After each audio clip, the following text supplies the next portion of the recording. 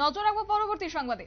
108B জাতীয় সড়কে যেভাবে যান দুর্ঘটনা ঘটে থাকে প্রত্যেক দিনের যে ছবি, তাকে কেন্দ্র করে এবার বিশেষ ব্যবস্থা গ্রহণ করেছে পুলিশ এবং কার্যত দেখা গেছে এই বিষয়টিকে মাথায় রেখে মহালয়া উপলক্ষে রাত প্রায় 3টা থেকে লেফুঙ্গা থানার ওসি সহদেব দাসের নেতৃত্বে বিশাল পুলিশ এবং টিএসআর বাহিনীর জওয়ানরা লেফুঙ্গা থানাধীন 108B জাতীয় সড়কের ফটিকছড়া নাকা চেকিং এ বসে।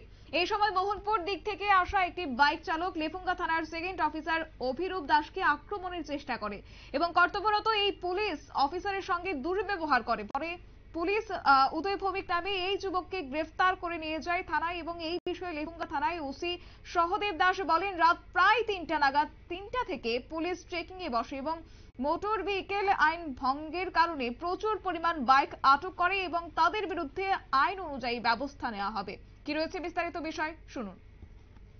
মহালয়ার দিন সকাল সকাল আর্লি মর্নিং অর্থাৎ 3টা-4টা থেকে শুরু হয় বাইক হেলমেট ছাড়া 2-3জন এই অবাধে চলতে থাকে।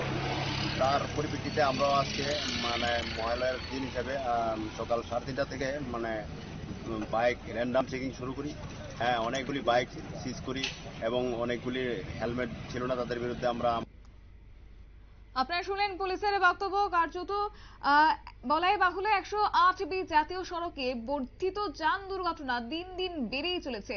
এরই মধ্যে মহালয়াকে কেন্দ্র করে বাড়তি নিরাপত্তা পুলিশের এবং পুলিশের এই সতর্কতা অবলম্বনকে সাধুবাদ জানিয়েছেন স্থানীয়রা। কিন্তু কিছু বখাটে যুবক আইন মানতে নারাজ, পিছুপা হতে নারাজ কর্তব্যরত পুলিশ কর্মীদের হামলাও করতে দেখা গেছে আজকে এই মহালয়া দিনে।